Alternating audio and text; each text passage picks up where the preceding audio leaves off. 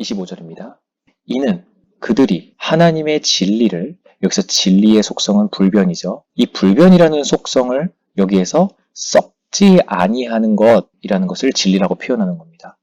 이는 그 불의로 진리를 막는 그들이 하나님의 썩지 아니하는 것을 썩는 것으로 바꾸어 피조물을, 조물주, 신이죠. 이 피조물을 신보다 더 경배하고 섬기기 때문에 내버려 두시는 진노가 벌어지는 거다. 굉장히 여기에서 바울이 개탄스러웠나 봅니다. 하지만 너희들이 아무리 그렇게 우리 하나님을 경배하지 않고 무시한다 하더라도 나의 주인이신 예수 그리스도는 곧 썩지 아니하는 성품 그대로 영원히 찬송받을 분이시다. 아멘. 이라고 자기 목소리를 갑자기 냅니다.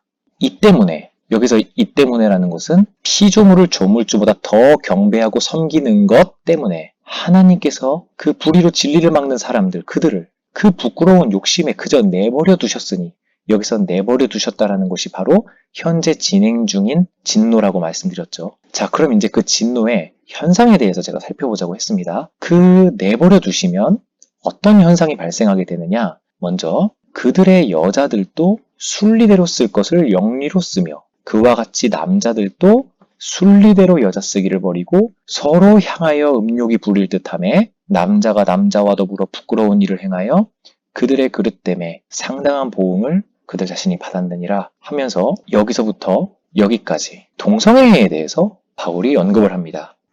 왜 갑자기 여기서 동성애가 나오느냐? 여기서 핵심은요, 순리대로 쓰는 것을 바꾸어 영리로 쓴다라는 것의 예로 동성애를 들고 있는 거예요. 그럼 순리가 뭐냐? 이 순리라는 것은 하나님께서 세상을 만드셨을 때에 내리신 질서예요. 질서. 이 순리라는 것은 질서라고 볼 수 있습니다. 예를 들면 부모가 자식을 사랑하고 자식이 부모를 사랑하고, 또 남자는 여자와 결혼하고 여자는 남자를 사랑하게 되고, 물은 아래에서 흐르고, 이런 모든 것들의 속성들 있지 않습니까? 질서들. 그 질서들을 거꾸로 바꿔버린다라는 거예요. 이 질서를 거스르는 것. 그것이 바로 거꾸로 한다라는 역자를 써서 영리가 되는 겁니다. 그것의 대표적인 예로 여자들은 원래 남자를 사랑하고 결혼을 해야 하는데, 또 남자들은 여자를 사랑하고 결혼을 하는 것이 순리인데, 그 하나님께서 그들을 내버려 두시면 어디까지 우리 인간은 악해질 수 있느냐? 바로 순리를 거스려서 영리를 취하는 데까지 악해질 수 있다. 어디까지 악해질 수 있는가에 대한 샘플로서 동성애를 들고 있는 거고, 그것의 대표가 바로 영리가 되는 겁니다.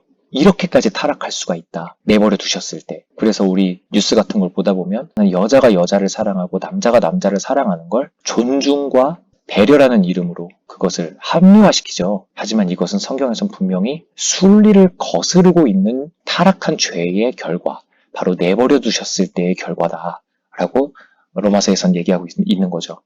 28절입니다. 또 그들이 마음에 하나님 두기를 싫어한다고 나옵니다. 몰라서가 아니에요. 그래서 하나님께서는 그들을 그 상실한 마음대로 내버려 두사, 똑같은 말이죠. 하나님께서 현재 진행 중이신 진노, 바로 내버려 두심입니다. 진노입니다. 하늘로부터 떨어지는 그 진노. 그래서 그들이 합당하지 못한 일을 하게 하셨으니 라고 말합니다. 그럼 여기에서 이 합당하지 못할 일을 하게 하셨다라는 것의 사례들이 여기에서 여러 개가 나오게 되는 겁니다.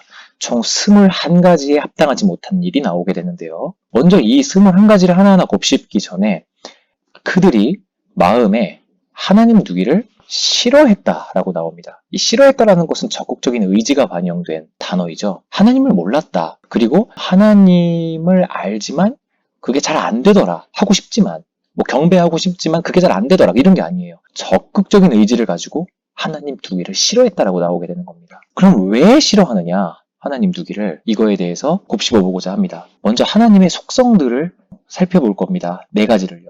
그 4가지 때문에 이들은 하나님을 싫어합니다. 첫 번째는요, 하나님은 주권자이십니다. 우리 인간들은 자신의 자유를 박탈당하는 것을 굉장히 싫어하죠. 죄성 때문에요.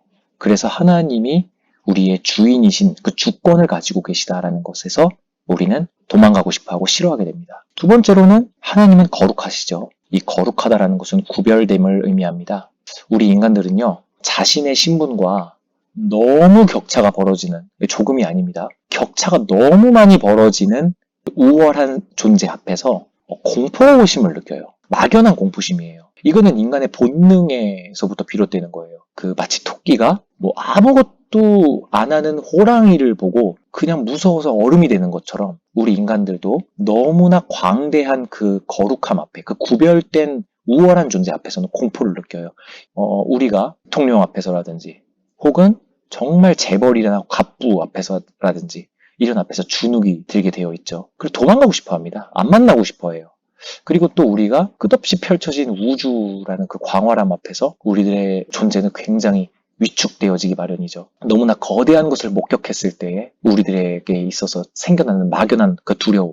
그것이 바로 하나님 앞에서는 오죽할까요? 이 거대한 존재 앞에서요. 그래서 우리 인간들은 공포심을 느끼고 도망가고 싶어지게 되는 겁니다. 세 번째는 하나님의 전지하심이에요. 모든 것을 알고 계시다라는 뜻이죠. 온전할 전자의 알지자입니다.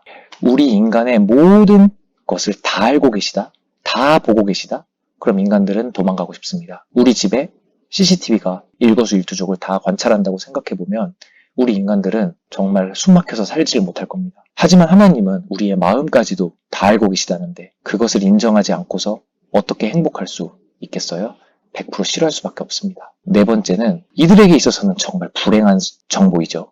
이 세 가지를 가지고 계신 우월자께서는 절대 불변하시다라는 얘기예요. 변할 수 있는 가능성이 0%입니다. 숨막히죠. 우리 인간들은 죄를 지어도 시간이 흐르면 잊혀지기 마련이고 아무리 슬프고 힘든 일이 있더라도 시간이 해결해 줄 거라는, 그것은 변한다라는 것에 기대는 희망이거든요. 하지만 하나님께서는 변하시질 않습니다. 잊지를 않으세요. 자신의 속성이 물러지는 법이 없습니다. 그것 앞에 우리 인간들은 하나님을 외면해버리고 마는 심리를 자연스럽게 갖게 될 수가 없습니다.